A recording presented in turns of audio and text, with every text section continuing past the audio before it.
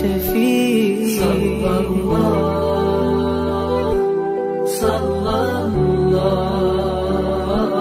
عليك يا حبيب الله.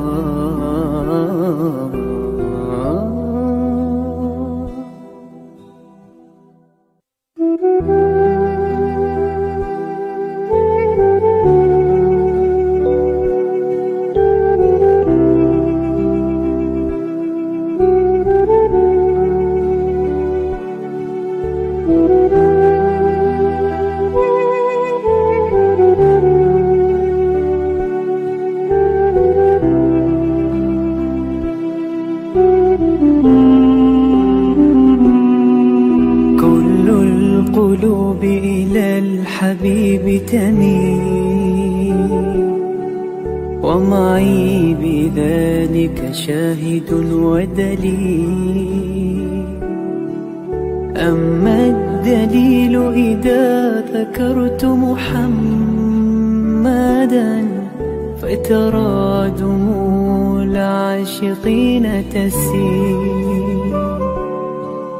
هذا رسول الله هذا المصطفى هذا لرب العالمين خليل.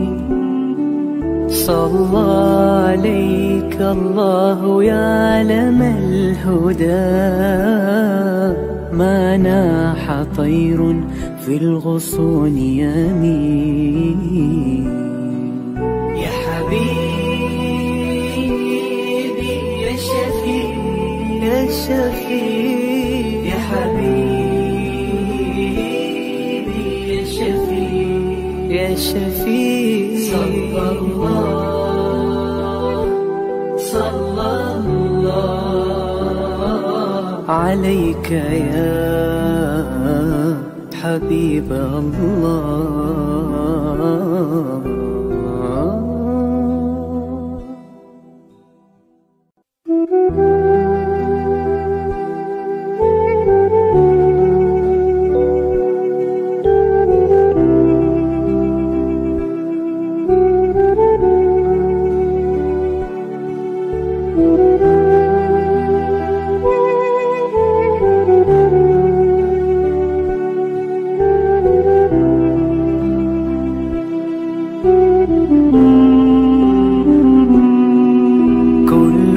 القلوب إلى الحبيب تميل ومعي بذلك شاهد ودليل. أما الدليل إذا ذكرت محمدا فترى دموع العاشقين تسيل. هذا رسول الله هذا المصطفى هذا لرب العالمين خليل.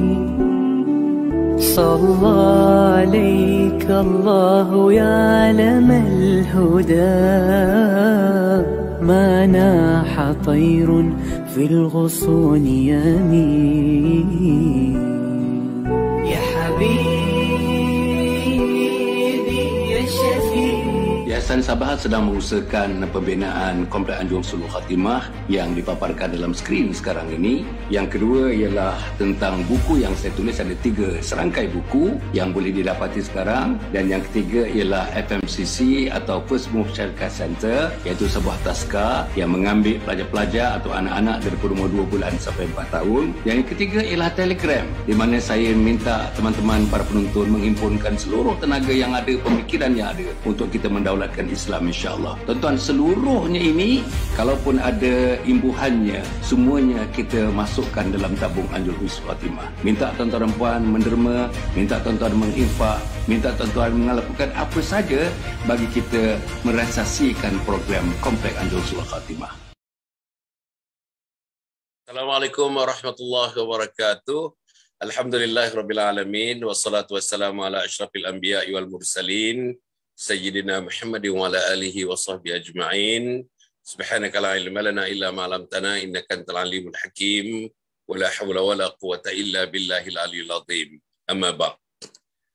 Para penonton yang dikasihi sekalian, alhamdulillah bertemu kita lagi hari ini, hari Ahad. Saudara, insya-Allah kita bertemu hari ini yang tuan dan puan diminta sihat. Kita telah bangun awal pada pagi ini, alhamdulillah. Kita telah menunaikan sedikit lebih kurangnya tahajud setidak-tidaknya 2 rakaat, ditutup dengan witir 1 rakaat setidak-tidaknya, insya-Allah. Jangan berlalulah pagi, sayang tuan dan puan, sayang sangat. Jangan pagi berlalu tanpa kita menyembah Allah. Jangan pagi berlalu tanpa kita menyebut kebesaran Allah. Jangan pagi berlalu tanpa tangan kita menyebut subhanallah walhamdulillah, membilang biji-biji tasbih itu, menyebutkan subhanallah walhamdulillah Allahu akbar, subhanallah walhamdulillah wala ilaha illallah wallahu akbar. Inilah yang nak disebut. Kemudian insya-Allah tuan-tuan dan puan, kita telah pun sembahyang sunat fajar, sunat subuh 2 rakaat yang dikatakan ganjaran pahalanya bersamaan dengan dunia dan seisi-isinya, saudara. Bukan saja begitu, bahkan disebutkan salat sunat 2 rakaat, salat sunat fajar, insya-Allah tuan-tuan dan puan, pahalanya dunia dan seisi-isinya. Begitulah tuan-tuan dan puan. Menantu kita sembahyang berjamaah tadi, sembahyang subuh berjamaah. Siapa yang sembahyang subuh berjamaah, seolah-olah mereka sudah dikira sembahyang sepanjang-panjang malam. Sembahyang isyak berjamaah, dikira sudah bersembahyang setengah daripada malam. Kalau subuh berjamaah, terutamanya jemaah yang besar di masjid, di surau dan di mana-mana, tuan-tuan dan puan, dikira sudah bersembahyang separuh daripada malam. Jadi alhamdulillah, inilah tentang Allah Subhanahu wa taala, sifat rahmat dan rahim Allah diberikan kepada kita umat Muhammad sallallahu alaihi wasallam. Dan yang dapat ini hanya umat Muhammad sallallahu alaihi wasallam. Umat-umat lain tidak diberikan kemudahan seperti itu. Umat lain tidak diberikan tuan-tuan, kasih sayang Allah tidak tertumpah kepada umat yang lain sebagaimana ditumpahkan kepada umat Muhammad sallallahu alaihi wasallam. Jadi saudara, pagi ini kita bersiaran. Biasanya pagi minggu ini kita mengkhususkan kepada anak-anak muda kita. Golongan remaja, golongan anak muda agaknya berumur dalam 13 tahun sampailah kepada 21 tahun, 22 tahun. Itu target kita. Walau macam mana pun isi konten kita ini meliputi sama ada mereka dewasa, awal dewasa, pertengahan dewasa, hujung dewasa, manusia golongan tua dan sebagainya, pertengahan tua, awal tua, pertengahan tua, dan macam saya ini di hujung tua, tuan-tuan masih lagi tuan-tuan insya-Allah. Apa yang kita bentangkan, apa yang kita bincangkan hari-hari, 7 pagi 9.15 malam, 7 pagi 9.15 malam, 7 pagi 9.15 malam. Tidak ada yang tidak bukan tuan-tuan, untuk mendekatkan sebagai satu usaha untuk mendekatkan diri kita kepada Allah Subhanahu wa taala. Tak ada lain tuan-tuan, tak ada lain. Sebagai satu usaha dakwah untuk menjunjung agama Allah, sebagai satu usaha dakwah untuk mendekatkan seluruh umat kepada Allah Subhanahu wa taala, sebagai usaha dakwah untuk kita membina semangat kekuatan untuk menjunjung agama Allah Subhanahu wa taala, untuk membina semangat kekuatan bagi memudahkan kita menanamkan bibit-bibit jihad dalam diri kita ini. Jihad untuk meletakkan agama Allah di singgasananya, tuan-tuan. Inilah anak-anak muda yang dirahmati sekalian. Pagi ini kita bersiaran. Tajuk yang kita nak bincang ialah 1443 Hijriah ini. 1443 Hijriah titik 2, ikrar anak muda. 1443 Hijriah titik 2, ikrar anak muda. Maknanya ikrar anak muda sekarang sudah hari ini tuan-tuan 13 hari bulan. Hari ini 13 hari Muharram.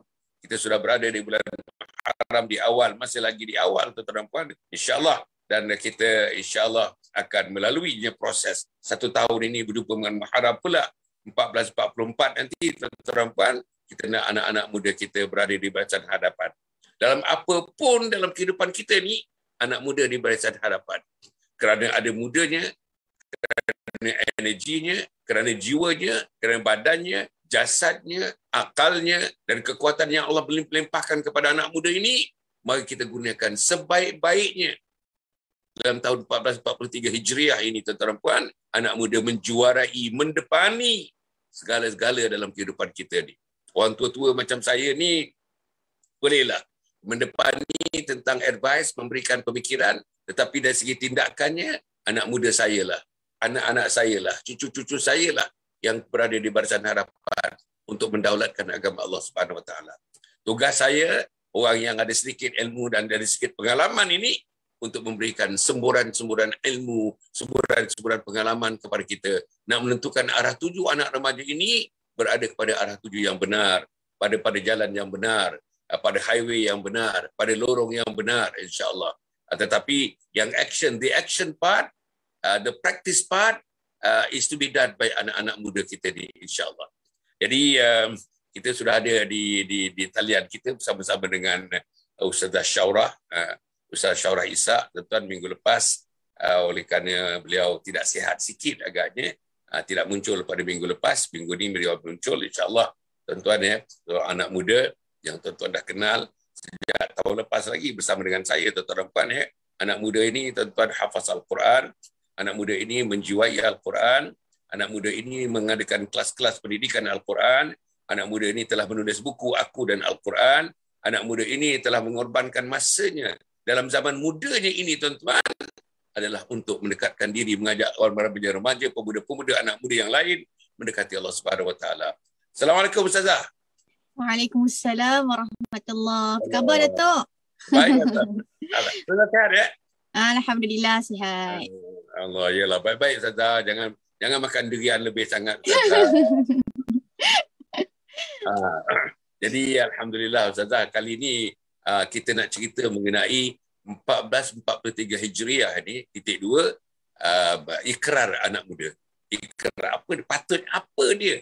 Apa dia yang kita nak tengok anak-anak muda sekarang ni? Para penonton yang mati sekalian, Ustazah sedar tak sedar kan, kami diberitahu 2 malam yang lepas oleh Dr. Izwan Muhammad Yusof daripada JAKIM, memberitahu bahawa di satu negeri di Pantai Timur, ada 8 orang anak muda umur 15-18 tahun merogol seorang anak muda perempuan yang berumur 13 tahun. Dah ditangkap polis, dah pakai baju lokap, tuan-tuan dan puan, direman, tuan-tuan dan puan. Jadi inilah, saya menimbulkan ini bukan nak mengatakan anak muda tuan-tuan termasuk dalam kumpulan ini, tetapi saya nak beritahu, kalau kita tidak menjaga-jaga, kalau tidak berhubaya-hubaya, kalau tidak betulkan didikannya, kalau tidak betul asuhannya, kalau tidak betul kita punya nasihat kita, tuan-tuan dan puan, mungkin hal-hal yang semikian berlaku dalam rumah tangga kita, berlaku pada anak-anak kita dan sebagainya. Sama ada pelakunya atau yang dilakukan, tuan-tuan dan puan, mungkin berlaku kepada kita. Okey, atas tajuk ini, Ustazah, Ustazah Syaurah kita ni, boleh tak Ustazah mukadimahkan? Tajuknya ialah 1443 Hijriah ni, titik 2, ikrar anak muda kita. Sila Ustazah. Baiklah, bismillahirrahmanirrahim. Alhamdulillahi rabbil alamin, wassalatu wassalamu ala asyrafil anbiya'i wal mursalin wa ala alihi wa sahbihi ajma'in. Rabbi shrah li sadri wa yassir li amri wahlul 'uqdatam min lisani yafqahu qawli. Subhanaka la ilma lana illa ma 'allamtana innaka antal alimul hakim wa la hawla wa la quwwata illa billahil aliyyil 'azim. Amma ba'd. Assalamualaikum warahmatullahi wabarakatuh. Yang dihormati Datuk Hassan selaku moderator kita pada hari ini. Seterusnya yang dikasihi ibu ayah, ibu ayah, sahabat-sahabat, adik-adik sekalian yang bersama dengan kita pagi ini. Jadi alhamdulillah, Allah kumpulkan kita pada pagi ini di satu majlis yang subhanallah. Moga-moga majlis ini mendapat payungan daripada Allah Azza wa Jalla. Jadi hari ini bila kita berbicara tentang 1443 Hijriah, ikrar anak muda, jadi biasalah yang kita faham bila sebut sahaja tentang Allahumma salli ala sayyidina Muhammad, tentang satu tahun yang baru, yang kita akan fikir adalah apa perancangan saya untuk tahun yang mendatang.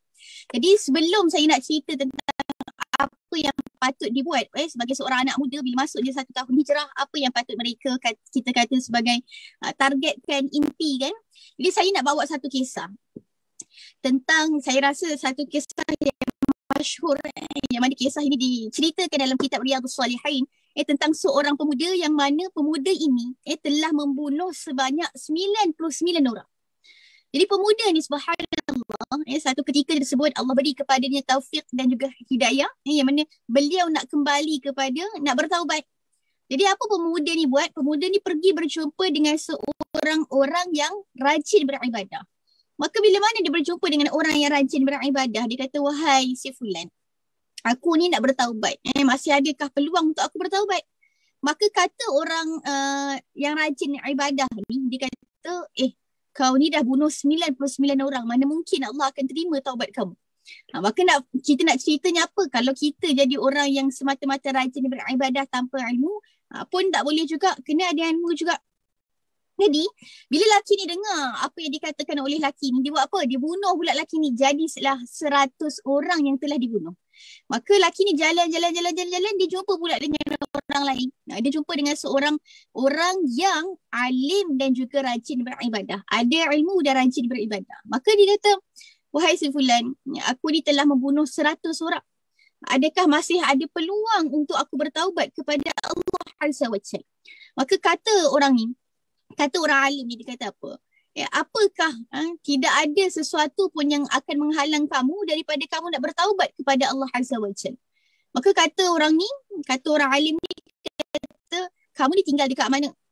Maka pembunuh ni pun katalah, saya tinggal dekat sekian tempat. Jadi orang alim ni kata, kamu kena keluar daripada tempat tu. Sebab apa? Tempat tu membawa satu suasana yang tak baik kalau kamu nak berhijrah, nak bertaubat.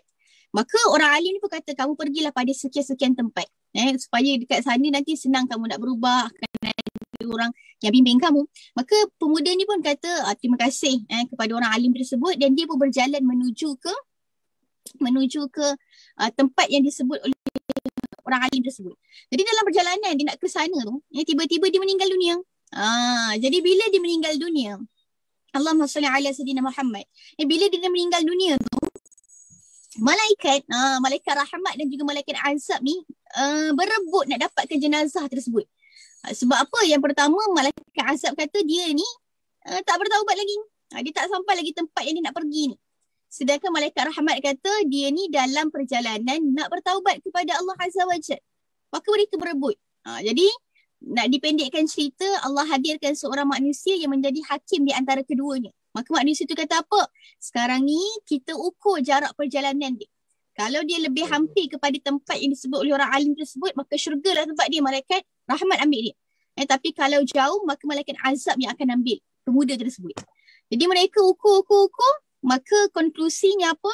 Pemuda ni hampir kepada destinasi untuk pergi ke tempat yang disebut oleh orang alim tersebut. Maka malaikat rahmat ambil pemuda yang telah membunuh 100 orang tersebut dan bawa pemuda tersebut masuk ke dalam syurga Allah Azza wa Jalla. Jadi, apa yang sebenarnya saya nak ceritakan daripada kisah ini? Perkara yang pertama, dalam kita nak membicarakan tentang hijrah, apa orang muda kena ikrar, kena buat sesuatu penghijrahan dalam kehidupan dia. Perkara yang pertama, sebelum kita plan apa benda yang saya kena buat, adalah kita kena bersihkan dulu diri kita. Maksudnya apa? Bertaubat kepada Allah Azza wa Jalla. Sebab apa? Mungkin ada di kalangan anak-anak muda yang bersama dengan kita pagi ni. Sebab saya pun selalu kan terima DM daripada anak muda. Kadang-kadang mereka tanya, saya ni masih ada harapan ke untuk saya kembali pada Allah? Mereka ceritalah apa kesilapan yang pernah mereka buat. Jadi perkara yang pertama saya nak sebut, kita ni tak adalah sejahat pemuda ni sampai membunuh 100 orang. Jadi nak ceritanya perkara yang pertama, kita ada peluang untuk jadi orang yang lebih baik. Tapi kena ada niat lah. Dan niat itu tidak berhenti semata-mata di situ. Kemudian kena buat apa pula? Kena jumpa dengan orang yang betul untuk guide kita jadi orang yang betul. Kan?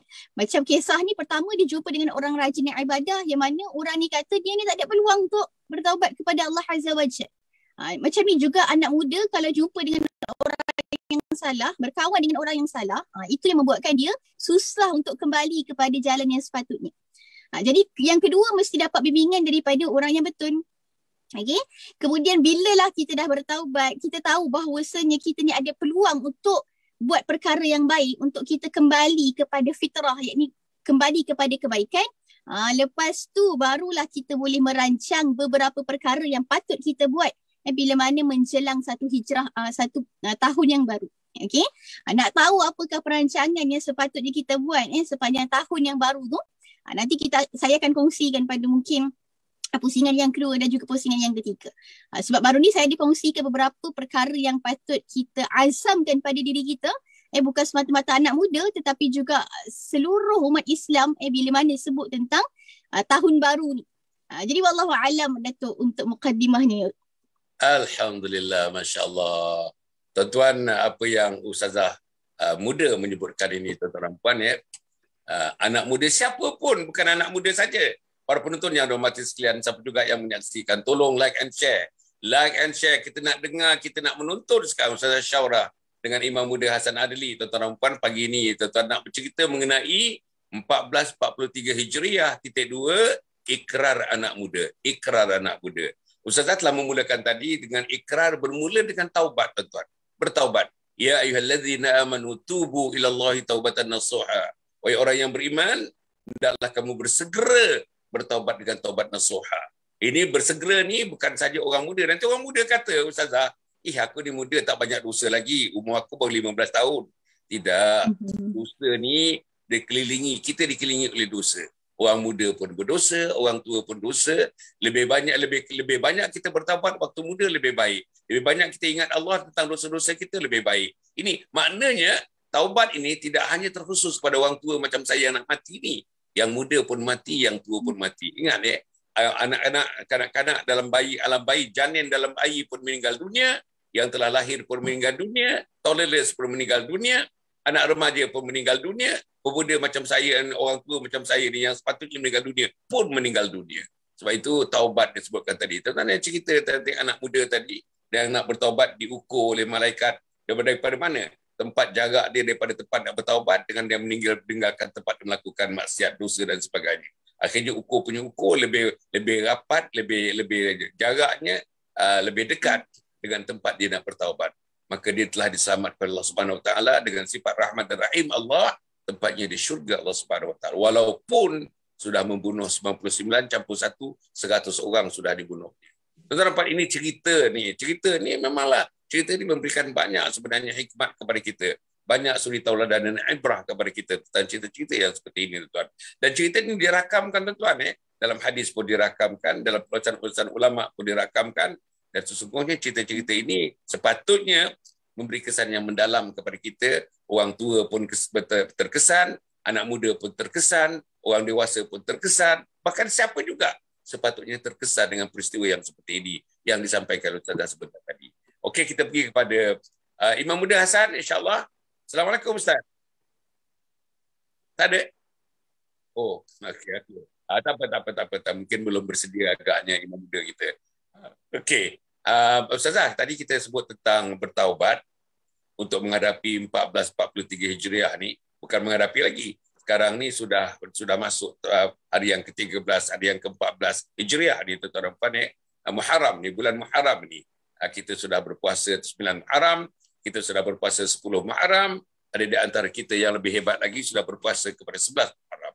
Ini semua adalah ibadah-ibadah yang disunatkan oleh Nabi Muhammad sallallahu alaihi wasallam melalui Allah Subhanahu Wa Taala kepada kita, gambaran bahawa kita mesti meraihkan bulan yang pertama dalam Islam ini. Bulan Muharram ini. Raihkan bulan Muharram ini. Macam mana kita nak raihkan Muharram ini?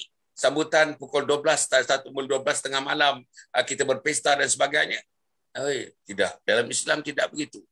Macam mana kita meraihkannya? Kita meraihkannya dengan bertaubat kepada Allah Subhanahu Wa Taala. Merayu kepada Allah dengan lilihan air mata kita. Dengan cucuran air mata. Dosa-dosa yang kita lakukan sepanjang tahun ini. Takut dosa-dosa itu kekal kepada kita untuk tahun yang berikutnya dan tahun berikutnya. Kesal kita, dosa dengan Allah, dosa kepada Nabi Muhammad SAW, dosa kepada emak, dosa kepada ayah, dosa kepada kawan-kawan dan sahabat-sahabat, dosa kepada jiran tetangga, dosa kepada seluruh manusia yang kita berinteraksi dengan mereka. Kita akan bertaubat. Dan dosa kepada Allah, dosa kepada Rasulnya. Masya Allah. Dosa kepada Allah apa dia? Meninggalkan sembahyang. Dosa kepada Allah apa dia? Tuan-tuan, melupai Allah Subhanahu Wa Taala. Lupa kepada Allah. Jadi inilah tuan-tuan dan puan, taubat yang disebutkan tadi. Okey, kita nak pergi pada yang kedua ni. Bila kita sebut tahun Hijriah 1443 ni, 43 Hijriah ni, ikrar anak muda ni, ikrar anak muda. Bila sebut ikrar ni Ustazah, ikrar ni bukan saja disebut wallahi wa billahi wa tallahi. Bukan itu saja disebut. Ikrar ini terukir dalam hati. Satu. Ikrar ini terpasak dalam jiwa. Dua.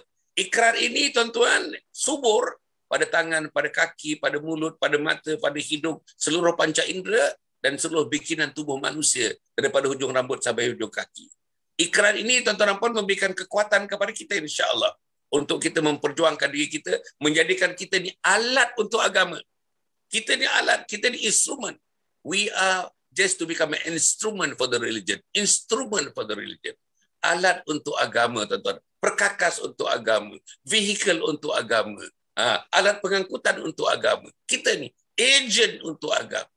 Sebab itu ikrar yang besar tidak lain dan tidak bukan inna salati wa nusuki wa mahyaya wa mamati lillahi rabbil alamin. Sesungguhnya salatku, sesungguhnya ibadahku, sesungguhnya hidupku, sesungguhnya matiku adalah untuk dan kerana Allah, penguasa sekian alam. Ikrar ini untuk remaja. Ikrar ini untuk orang dewasa. Ikrar ini untuk orang tua yang nak pergi bertemu dengan Allah Subhanahu Wa Taala. Jadi macam mana Ustazah? Ikrar yang kita bacakan saban-saban hari kita bersemayang ni, saban-saban waktu kita bersemayang, kita berikrar kepada Allah. Yang berikrar, yang tidak berikrar. Tetapi yang berikrar, apa janji kita dengan Allah? 4 perkara tu. Salat kita, ibadah kita, hidup kita dan mati kita adalah untuk Allah Subhanahu Wa Taala. Sila Ustazah. Baiklah, bismillahirrahmanirrahim. Terima kasih Datuk di atas persoalan berkenaan dengan satu doa yang biasa kita baca dalam solat kita kan. Inna salati wa nusuki wa mahyaya wa mamati lillahi rabbil alamin. Sesungguhnya ibadah, kehidupan kita, mati kita semuanya kerana Allah Azza wa Jalla. Dan seperti yang disebut oleh Datuk, kita tak nak semata-mata hanya disebut pada lisan tetapi tidak dipraktikalkan pada anggota kehidupan kita. Jadi ni bukan satu perkara yang mudah kan. Nak sebut tu senang, macam kita lah, kita nak ajak orang pada kebaikan senang, tapi untuk orang tu buat pada kebaikan tu kadang-kadang menjadi satu cabaran untuk dia. Jadi bagaimana kita nak supaya kalimat ini, subhanallah, yang kita sebutkan ini bukan semata-mata meniti di lisan kita, tetapi kita boleh praktikalkan dalam kehidupan kita. Yang pertama, tak boleh lari daripada kefahaman agama itu sendiri. Tuan-tuan, puan-puan yang dirahmati Allah, sahabat-sahabat sekalian, kita ni sebagai seorang manusia biasa, termasuklah saya, kita ni ada satu sifat yang mana disebut sebagai nasia, iaitu pelupa. Manusia ni memang lupa. Hari ni orang pesan buat kebaikan, dia boleh buat kebaikan. Tapi esok dia lupa dah, maka diperlukan kepada peringatan. Ada orang ingatkan balik, kena buat pula kebaikan, dia buat balik kebaikan. Bila dia lama tak dengar tazkirah, tak dengar peringatan, dia lupa, dia tinggalkan kebaikan tersebut. Tapi bila ada orang datang ingatkan balik, maka dia buat balik kebaikan yang dia kena buat. Di perkara yang pertama, tidak boleh lari daripada orang kata mendengar majlis ilmu. Nabi SAW menyebut may yuridillahi bihi khairan yufaqihu fid din. Bila mana Allah berkehendak kebaikan pada seseorang, maka Allah akan berikan kepadanya kefahaman dalam agama. Maka kalau kita nak kebaikan itu ada pada diri kita, maka kita tak boleh nak tunggu. Maka kena buat apa? Kena cari mana-mana majlis ilmu yang menjadikan salah satu sebab kita boleh faham pada agama. Faham agama ni satu perkara yang mahal. Ada orang dia tahu tentang agama, dia tahu tentang ilmu fiqh, dia tahu tentang syariah, dia tahu tentang tauhid. Tetapi bila mana nak beramal, dia berat, dia susah. Dia tak sama dengan apa yang dia belajar. Berbeza. Maka perkara yang pertama saya nak ajak kepada tuan-tuan, puan-puan, ibu-ibu yang dirahmati Allah Subhanahu Wa Taala sekalian. Perkara yang pertama, tolong paling kurang satu hari ni kita spend masa kita untuk dengar majlis ilmu 5 minit. Hari ni kalau kita nak dengar apa-apa majlis ilmu mudah sangat. Saya cerita tentang diri saya lah. Saya kalau satu hari tak dengar YouTube ke mana-mana tazkirah, kita pun rasa ada something wrong dalam kehidupan kita ni. Nak buat kebaikan pun rasa orang kata berat je kan. Sebab apa? Jarang dengar tentang akhirat. Kita ingat tak apalah dunia kan. Kita nikmatilah seadanya. Selagi ada peluang untuk nikmat dunia ni, untuk nikmati dunia, kita buatlah apa yang kita nak. Tapi bila mana hari kita selalu dengar tentang akhirat, yang kita dengar ustaz cerita tentang syurga, ustaz cerita tentang neraka, ustaz cerita tentang bagaimana kehidupan orang yang masuk syurga, maka kita akan buat apa? Pada kehidupan dunia ni kita akan buat bersungguh-sungguh supaya apa? Allah mudah kita masuk dalam syurga. Kita pun berebut-rebut fastabiqul khairat, berebut buat dalam ketaatan. Kalau solat tu masya-Allah, solat sungguh-sungguh, Bukan solat-solat nak lepaskan batuk di tangga sahaja selesai 4 rakaat cukuplah bagi salam. Tidak. Tetapi kita akan cuba untuk menyempurnakan setiap ibadah dalam kehidupan kita. Sebab apa kita nak moga-moga kita cuba buat yang terbaik ini Allah terima pada ibadah yang kita buat. Maka perkara yang pertama, tak boleh lari daripada mendengar majlis ilmu. Sebab kita ni manusia yang sentiasa lupa. Maka kita sentiasa memerlukan kepada peringatan. Maka jangan pernah sombongkan diri kita ni. Jangan pernah cakap saya ni tak ada masa lah nak dengar tazkirah. Kena ada masa.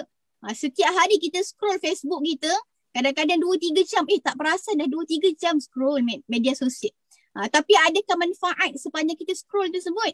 Maka tolong paling kurang spend lah 5 minit untuk kita dengar tazkirah peringatan tentang kehidupan akhirat. Supaya kehidupan dunia ni apa jua ibadah kita nak buat yang terbaik. Kalau saya secara peribadi biasanya lah sebelum saya tidur memang saya akan scroll tazkirah-tazkirah daripada para asatizah untuk ingat kembali diri saya. Sebab kita manusia kan. Kalau tak ada peringatan, kita lupa jadi malas pula nak ibadah. Maka kena selalu dengar cerita tentang akhirat. Bila sebut tentang ni kan, saya teringat tentang satu kisah daripada Ustaz Wadi Anwar yang saya rasa sangat terkesan dengan cerita beliau. Beliau cerita, kita sedia maklum lah Ustaz Wadi Anwar ni salah satu ustaz yang terkenal lah yang banyak cerita tentang kehidupan akhirat. Jadi satu ketika tu saya dengar YouTube beliau kan, beliau cerita, kita sedia maklum pada beberapa tahun yang lepas Ustaz Wadi Anwar ni aksiden teruk lah. Aksiden teruk tu sampai kepala beliau kena belah, ada air yang mengalir, memang teruk lah masuk ICU. Jadi Ustaz Wadi Anwar ni dia cerita apa, dia kata waktu tu memang doktor kata 50-50 lah untuk dia hidup dan juga meninggal dunia. Maka doktor kata apa? Doktor kata, Ustaz kena kuat untuk teruskan hidup. Jadi kawan-kawan dia pun semua pesan benda yang sama waktu dia sakit. Kawan-kawan dia kata apa? Ustaz kena kuat nak teruskan hidup ni kan. Bagi semangat lah sebab orang tengah sakit kan. Jadi Ustaz Wadi Anwar waktu tu kan dia kata apa?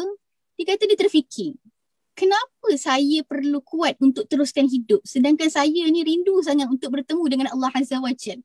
Jadi saya bila dengar kisah tu, subhanallah, kita melihat bagaimana orang yang memahami tentang kehidupan dunia ni hanyalah sebagai satu persinggahan untuk kita bertemu dengan Allah Azza wa Jalla.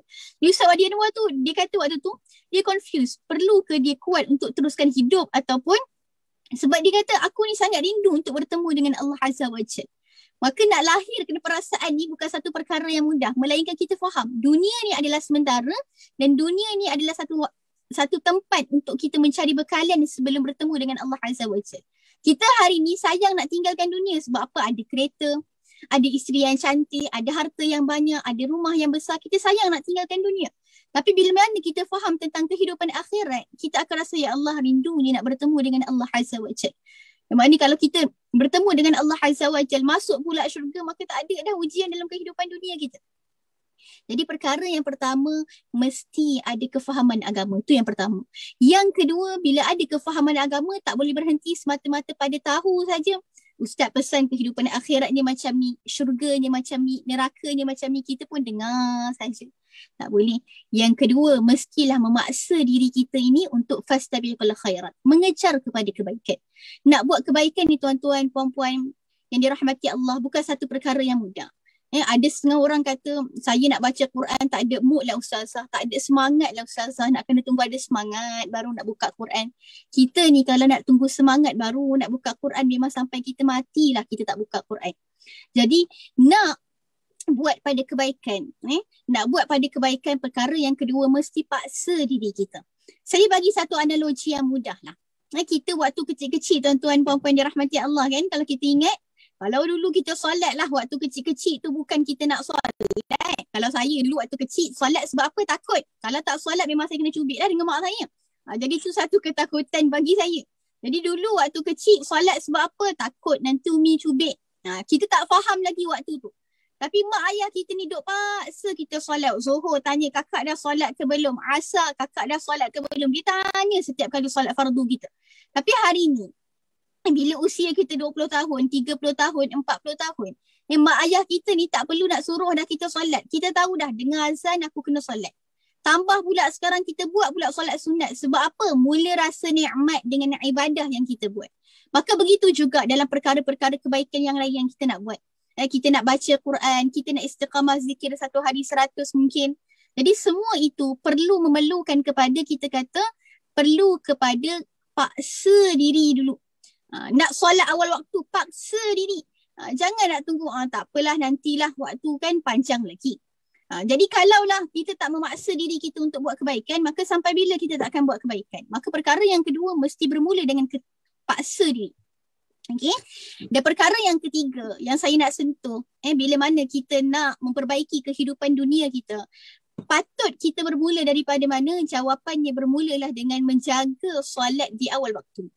Jangan sibuk fikir tentang lain. Ramai orang tanya, Ustazah, saya ni nak perbaiki kehidupan saya. Saya nak kehidupan saya ni lebih baik daripada orang lain. Dan saya nak berubah. Saya nak mula daripada mana? Jawapannya bermulalah dengan solat di awal waktu. Percayalah tuan-tuan, puan-puan, adik-adik yang dirahmati Allah. Kalau kita jaga solat di awal waktu, kita akan merasai bagaimana Allah mengubah kehidupan kita 360 darjah. Kalau sebelum ni saya yakin dan percaya, tuan-tuan, puan-puan, sahabat yang bersama dengan kita pagi ni, insya-Allah cukup dah 5 waktu tu. Tapi untuk hijrah kita ni, untuk menjadi yang lebih baik, bagaimana?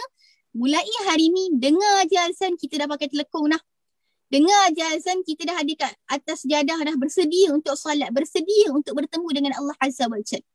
Kita kalau dulu waktu bulan Ramadan, Masya Allah, punyalah tak sabar dengan azan maghrib ni, bersedia dah.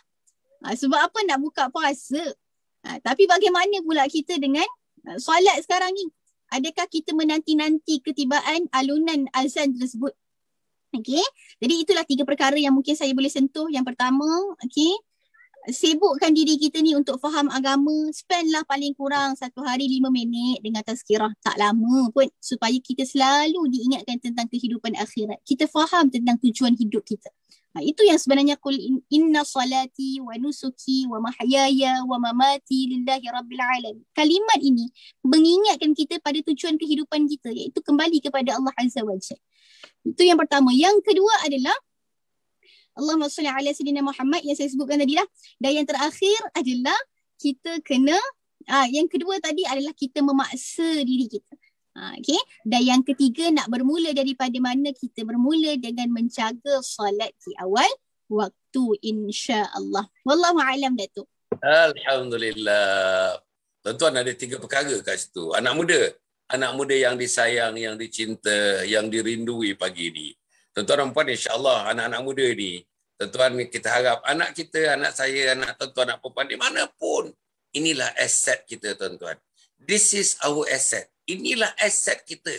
Inilah harta kita, tuan-tuan dan puan. Harta di bank itu harta sementara. Sementara, tidak, harta tak boleh buat apa, tuan-tuan. Tapi anak muda ni, anak tuan-tuan, anak saya ni, ini harta aset. Bila tuan-tuan berada di liang lahat, tuan-tuan berada di alam barzah nanti, inilah dia. Inilah. Duit di bank tak bercakap, tuan-tuan, harta kita tak bercakap, tanah ladang tak bercakap, tuan-tuan dan puan, tak ada. Rumah sewa kita yang begitu banyak tak bercakap, tak ada mendoakan kita apa-apa pun. Tapi aset anak kita ni, tuan-tuan. Doa anak yang soleh, anak yang salihah. Mati anak Adam, semuanya tinggal. Semua tinggal. Tuan-tuan dah dengar benda ni, dah klise agak tuan-tuan dengar benda ni. Tapi hadis ini tak pernah klise, tuan-tuan dan puan. Mati anak Adam, semuanya tinggal. Kita tak bawa. Rumah tak bawa, kereta tak bawa, isteri tak bawa, adik-adik tak bawa, mak tak bawa, ayah kita tak bawa, kawan-kawan kita tak bawa. Semuanya kita tak bawa. Yang bersama dengan orang yang berada di dalam barzah tu 3 perkara. Apa dia? Sedekah jariahnya, ilmu yang dimanfaatkan, dan yang ketiga ialah doa anak-anak yang saleh dan anak-anak yang salihah. Inilah asetnya. Asetnya di mana, tuan-tuan? Saleh dan salihah. Anak laki-laki yang saleh, anak perempuan yang salihah. Itulah aset. Tadi Ustaz dah menyebutkan 3 perkara. Pertama, ilmu. Yang kedua ialah paksa diri, paksa. Yang ketiga, tingkatkan amalan. Mula dan tingkatkan. Kalau tak mula, tak boleh tingkatkan. Perkataan tingkat ni mesti sudah bermula. Maksudnya tahun 1443 Hijriah ini, inilah kalau kita belum bermula. Kalau kita tidak meningkatkan, inilah nak ditingkatkan. Kalau belum ada ilmu, inilah cara tahun ilmu. Jadikan tahun hijrah 1443 ini bagi anak muda saya, anak muda tuan-tuan, anak muda siapa pun. Inilah tahun ilmu. Inilah tahun nak memaksa diri kita supaya mempraktik apa juga yang kita tahu untuk mendekatkan diri kepada Allah. Inilah tahun kita mesti berkawan dengan teman-teman yang boleh menunjukkan jalan yang benar. Inilah tahun insya-Allah untuk kita menimba, untuk kita memperbanyakkan amalan-amalan sulaman ini yang boleh menyulamkan kita untuk mempertingkatkan amalan kita, memperbaiki dan juga mengisi lompang-lompang amalan-amalan fardu dengan amalan-amalan sunat yang disebutkan tadi. Jadi anak muda, kadang anak muda kata ini semai-semai sunat ni, bukan orang muda ni, bukan. Allah. Macam mana tuan-tuan dengar cerita ya, para sahabat Ali karamallahu wajhah, Zubair bin Awam, Abdul Rahman bin Auf dan sebagainya. Anak-anak muda ni umur dalam 10 tahun, 12 tahun, 13 tahun, 14 tahun. Amalannya masya-Allah tuan-tuan, amalannya hebat, tangisannya hebat. Tangisan sangat hebat para sahabat tersungkur di bumi menyembah Allah Subhanahu Wa Taala dengan lilihan air mata yang tidak dapat ditahan-tahan oleh mereka. Ini anak-anak muda tuan-tuan. Apa yang terjadi setelah daripada itu? Kekuatan demi kekuatan. Yang jihad anak muda, peperangan Tabuk anak muda, peperangan Badar anak muda. Tuan-tuan, inilah dia anak-anak muda. Tapi anak muda kita di mana? Anak muda Hasan Ali di mana? Ini yang persoalan-persoalan yang perlu kita tanyakan. Okey, Ustaz, yang berikutnya agaknya. Okey, macam mana? Okey. Ustaz? Ya. Dengar Ustaz saya. Waalaikumsalam warahmatullahi. Okey, Ustaz. Okey. Kita nak mengakhirkan ini agak awal sikit dalam pukul 8 ni kita kena mengakhirkan. Tak apa Ustaz, tak ada masalah. Kita masih ada masa lagi. Tadi Ustazah saya sikit nak cerita. Ustazah cerita, tajuk kita Ustaz, ialah 1443 Hijriah ini, titik 2, ikrar anak muda. 1443 Hijriah, titik 2, ikrar anak muda. Jadi ya Ustazah dah cerita, ikrarnya apa? Ikrar untuk menambah ilmu, memulakan, menambah dan mencari ilmu. Terus mencari ilmu. Yang kedua apa? Paksa diri. Memanglah tuan-tuan, nak main bola tak perlu dipaksa. Main bowling tak perlu dipaksa. Pergi memancing tak perlu dipaksa. Pergi shopping mall tak perlu dipaksa. Pergi makan-makan di tempat-tempat, tuan, makan makanan kata orang, makanan yang remeh-remeh ini tak perlu dipaksa. Berborak-borak di kedai-kedai yang 24 jam itu, waktu tidak COVID ini tidak perlu dipaksa. Meninggalkan rumah dengan sahabat-sahabat, naik motor ayah dengan tak ada kebenaran. Pakai kereta ayah tak ada kebenaran, tidak dipaksa. Tapi Ustazah menyebutkan kena paksa dan melakukan amal ibadat ini. Paksa diri kita. Memanglah tak nak. Saya yang dah tua ni pun tuan-tuan, minta maaf saya yang dah tua, dah mati dah ni. Saya paksa tuan-tuan. Pagi tadi saya paksa diri kita. Saya semayang sikitlah, tahajud sikitlah, paksa. Semayang taubat sikitlah, paksa. Semayang witirlah, paksa.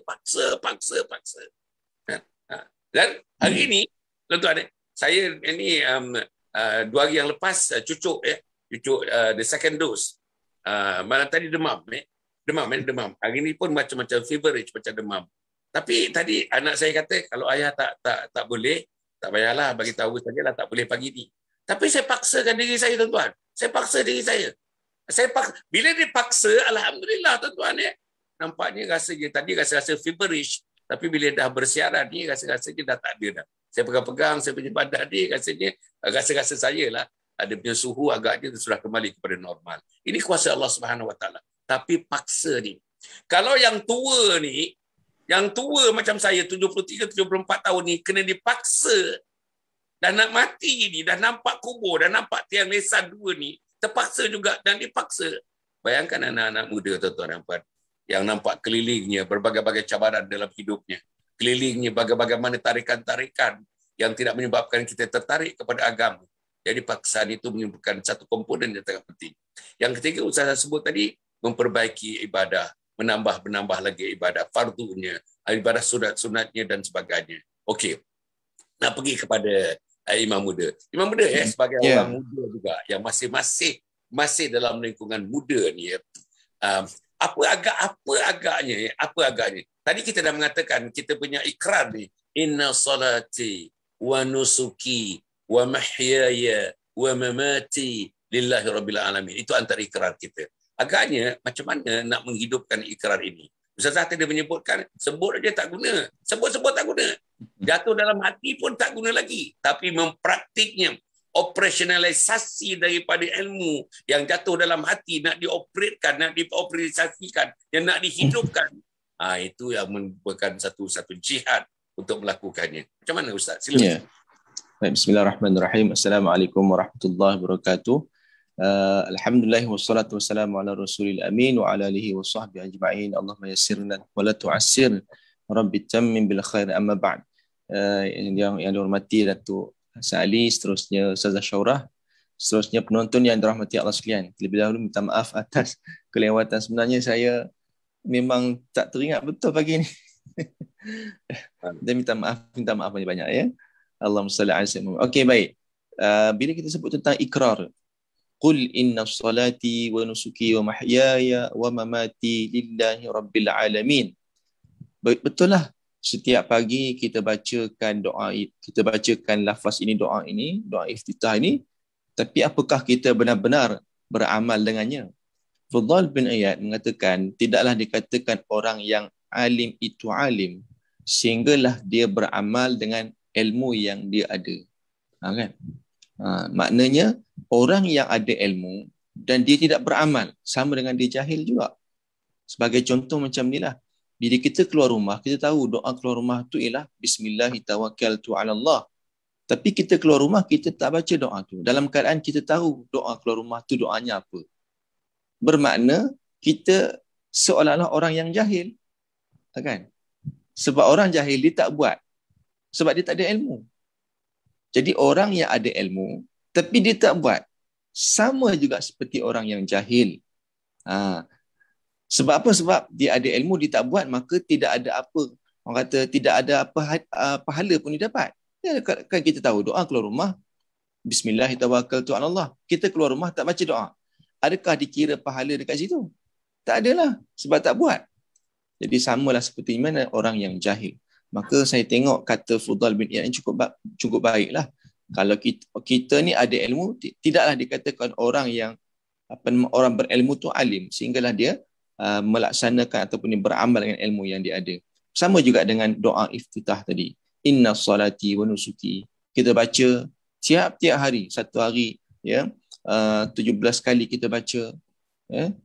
Minta maaf, bukan 5 kali lah, 5 waktu kan. Ataupun kalau kita buat solat sunat lagi, mungkin lebih pada itu. Banyak kali kita melafazkan perkataan itu, tapi kita tidak beramal dengannya. Seolah-olah kita orang yang jahil juga. Na'udzubillah min zalik. Okey, baik, kalau kita tengok ikrar kita. Tadi Ustazah dah sebutkan tentang yang Datuk sebutkan tadi, paksa, ya. Kemudian antaranya paksa lah yang tampak. Kemudian kalau saya nak tambah sikit lah, antara perkara inna salati wa nusuki, yang ibadahku, hidupku, matiku kerana Allah. Satu perkara kadang-kadang kita terlepas pandang, iaitu kita tidak memaafkan. Itu saya nak tekankan, tidak memaafkan. Sebab saya bimbang begini Datuk, ya, dan ibu ayah sekalian. Kadang-kadang kita sentiasa solat, puasa sunatnya, baru ni puasa sunat Muharram, ya. Kita solat tak tinggal, ibadah sunat kita buat. Tapi takut-takut satu je ibu ayah sekalian. Takut-takut Allah tak terima kita dekat syurga nanti disebabkan ada sifat marah, sifat benci kita pada orang lain yang mana kita tak maafkan mereka. Sedangkan Allah tu kan Al-Afu. Allah tu sifatnya Al-Afu, itu yang memaafkan. Teringat saya satu hadis Nabi. Hadis ni hadis sahih. Seorang wanita yang dia ni memang ibadah cukup banyak. Tapi akhirnya dia terjerat. Akhirnya Allah tak terima dia di syurga nanti. Sebab apa? Sebab dia tidak berbuat baik dengan jiran tetangganya. Ataupun dia tidak memaafkan. Dia benci dengan jiran tetangganya walaupun dia baik. Jadi kita bimbang begitu. Ya. Sebab memaafkan ini satu perkara yang bukan mudah juga untuk kita buat sebenarnya. So saya nampak begini, ya, bila kita ada marah ke orang, benci dekat orang, ya, ataupun mungkin kita ibu ayah mungkin tak tahulah, kalau ada perasaan-perasaan begini, So berhati-hati kerana ia boleh menjadikan kita terhalang daripada rahmat Allah.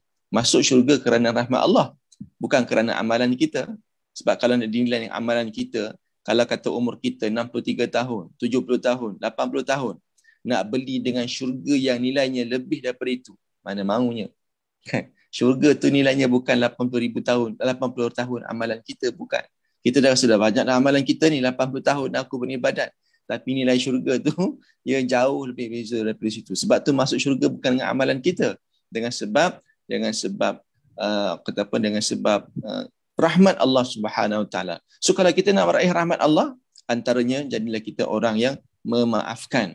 Sebab Allah tu sifatnya memaafkan. Dalam Al-Quran menyatakan, Allah berfirman, a'udzubillahi minasyaitonir rajim, wal kadhiminal ghaidha wal 'afina 'anil nas wallahu yuhibbul muhsinin. Ya, tahanlah kemarahan kamu dan memaafkanlah kamu antara sesama manusia, dan Allah itu Maha mencintai orang yang berbuat kebaikan. Wallahu taala. Alhamdulillah. Tuan-tuan dan puan, itulah ulasan tambahan daripada Ustaz mengenai doa iftitah yang kita bacakan. Inna salati wa nusuki wa mahyaya wa mamati lirabbil alamin. Itulah di antara, kalau kita membicarakan hal-hal mengikrar, tuan-tuan, biasanya tak lari daripada itu. Basic. Satu hari minimum 5 kali. Tak masuk lagi salat sunat isyraqnya, salat sunat duhanya, qabliyah dan ba'diyahnya, tahajudnya, berbagai-bagai je, tuan-tuan. Bayangkan berapa kali kita menyebut doa iftitah tersebut. Janji kita, ikrar kita kepada Allah. Okey, saya nak pergi pada Ustazah. Ustazah, ini pusingan yang terakhir kepada Ustazah. Apa ni Ustazah? Tadi Ustazah ada sebut, sepintas lalu tadi, tentang peranan kawan-kawan dan sahabat-sahabat dan taulan-taulan kita. Tuan-tuan, dalam hadis disebutkan memang pemimpin itu juga mencorakkan, imam itu mencorakkan. Tetapi dalam ada hadis juga mengatakan kawan-kawan kita pun mencorakkan. Kawan dengan tukang besi begini, kawan dengan tuan orang jual minyak wangi begini. Begitulah dalam hadis disebutkan. Jangan berkawan dengan tukang besi, berkawanlah orang yang jual minyak wangi dan sebagainya. Okey, jadi tentang kawan-kawan ni, kalau kita tengoklah, kalau kita tengok kawan-kawan ni kita ni, masya-Allah, nak cari kawan yang jaga sembahyang, nak cari kawan yang menghala ke masjid, yang nak mencari kawan yang menghala ke majlis ilmu, nak mencari kawan yang suka dengan ustaz-ustaz, nak mencari kawan yang lupa suka dengan imam, dengan Bilal, gurau dengan imam, gurau dengan Bilal, nak cari kawan, tuan-tuan dan puan, yang hatinya, tuan-tuan, yang hatinya terdetik. Sebut aja macam Ustaz kata tadi, sebut aja azan, tuan-tuan dah bersedia dah. Belum azan lagi sudah bersedia dah. Mengawalkan waktu, tuan-tuan, untuk kita menyembah Allah Subhanahu Wa Taala. Jadi macam mana perkara-perkara? Boleh tak Ustaz lanjutkan sikit tentang faktor kawan tu? Faktor kawan dalam membina satu peribadi yang unggul sebagai peribadi Muslim yang saleh dan salihah, tuan-tuan. Untuk anak muda kita ini, kerana inilah tahunnya 1443 Hijriah ini, kita nak jadikan inilah tahun kita berkawan dengan kawan yang membawa kita ke jalan Allah Subhanahu Wa Taala. Macam mana Ustazah? Baiklah, bismillahirrahmanirrahim. Bila mana kita sebut tentang kawan yang baik, subhanallah, sebab apa kawan yang baik ni sangat memainkan peranan dalam kehidupan kita. InsyaAllah kalau kita kawan dengan kawan yang baik, kita pun akan jadi baik, dan sebaliknya. Jadi sebelum kita berbicara tentang kawan yang baik ni, saya percaya dengan satu kata-kata orang lah. Orang kata apa? Bila mana kita ini ada niat yang baik, maka Allah akan lorongkan kita pada jalan yang baik. Kalau kita niat baik, maka Allah akan pertemukan kita dengan orang-orang yang baik yang boleh menjadikan kita jadi orang baik. Jadi perkara yang pertama, sebelum kita nak cari kawan yang baik, kita kena ada niat dulu, ya Allah, aku nak jadi orang baik ni. Maka sahabat-sahabat sekalian, untuk tahun hijrah ni kita niat, ya Allah, aku nak jadi orang baik. Maka percayalah, bila kita ada niat nak jadi orang baik, Allah pertemukan kita dengan orang yang baik, Allah permudahkan kita nak buat kebaikan. Itu yang pertama. Yang kedua, kat mana kita nak cari kawan-kawan kita yang baik ni? Maka kita mesti berada pada persekitaran yang baik. Saya tak menafikan bahawasanya kalau suasana tu, kita kata suasana bukan agama contoh kan. Tapi tak mustahil untuk kita bertemu dengan orang-orang yang baik. Tapi untuk langkah yang pertama, kita ni nak cari kawan yang baik macam mana? Kita masukkan diri kita ni pada persekitaran yang baik. Contohnya apa? Kalau sebelum ni jarang pergi masjid, maka kita pergi masjid dengan harapan apa? Jumpa orang-orang yang baik dalam masjid. Sebab confirm kalau orang dalam masjid tu insya-Allah orang-orang yang baik, orang-orang yang nak jadi baik. Maka untuk dapatkan kawan yang baik, maka kita kena masuk pada persekitaran yang baik. Okey, itu perkara yang kedua. Perkara yang ketiga, ibu ayah, ni perkara yang paling selalu saya ingatkan. Sebab apa? Kita ni sebagai ibu ayah masih ada peranan pada anak-anak kita. Tengok dengan siapa anak-anak kita berkawan. Tanya dia siapa nama dia, tinggal dekat mana, orangnya macam mana. Sebab apa ada setengah mak ayah ni, tak apalah dia nak keluar dengan kawan. Mak ayah tak kenal siapa kawan dia. Entah-entah kawan-kawan yang ajak dia pergi merokok, isap vape, wala'iyadzubillah, yang selama ni dia tak pernah buat perkara sebegitu. Maka mak ayah ni wajib kena kenal dengan siapa anak dia berkawan. Itu perkara yang ketiga. Dan perkara yang keempat, hari ni kan Datuk Hassan, kita melihat ramai orang hari ni dia berkawan hanya di media sosial sahaja. Sebab semua orang masa dengan media sosial je kan. Hampir banyak masa lah kita dengan media sosial. Maka ada kawan tu kita tak pernah jumpa pun, kenal dekat media sosial. Maka saya nak pesan kepada diri saya dan juga sahabat-sahabat sekalian, tolonglah pilih kawan dengan sebaik-baiknya. Tengok media sosial dia macam mana, orang yang jenis mengajak kita pada kebaikan ataupun sebaliknya. Sebab kawan ini memainkan peranan yang sangat penting dalam kehidupan kita. Doa pada Allah, ya Allah, pertemukan aku ni dengan orang-orang yang baik, kawan-kawan yang baik yang selalu mendorong kita untuk jadi orang baik. Sebab hebatnya kawan baik ni, subhanallah. Kalau kita berkawan dengan orang baik, kita pun malu untuk buat perkara yang tak baik. Saya ada satu kisah, ada seorang kawan saya dia cerita lah. Sebelum dia berhijrah, dia berkawan dengan seorang perempuan yang dia kata memang subhanallah, perempuan tu seorang perempuan yang baik. Dia ni, dia kata perempuan tu pakai tudung labur, cakapnya subhanallah, sopan belaka lah. Jadi dia ni, dia kata saya ni pakai tudung pendek, bukanlah sesolehah perempuan ni, tapi saya berkawan dengan orang baik. Nak jadikan cerita, dia kata apa, sejak saya berkawan dengan orang tu kan, kalau keluar ke apa, saya jadi tiba-tiba nak pakai tudung labur. Sebab apa? Malu dengan dia, rasa tenang dengan dia. Dan sebab tu saya kata peranan berkawan dengan orang baik ni sangat-sangat hebat.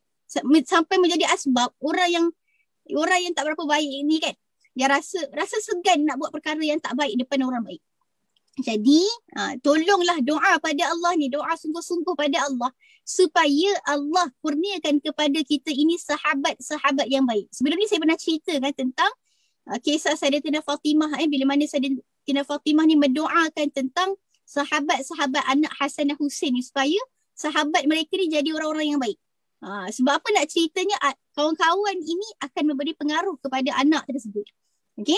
Jadi secara konklusinya adalah masukkan diri kita dalam persekitaran yang baik supaya kita bertemu dengan orang-orang yang baik, itu satu. Yang kedua, berdoalah supaya Allah pertemukan kita dengan orang yang baik.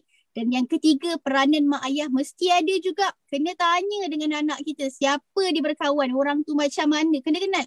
Sekali tu kalau lepas COVID ni kan, ajak sekali kawan datang rumah supaya kita boleh kenal dengan siapa dia berkawan. Okey?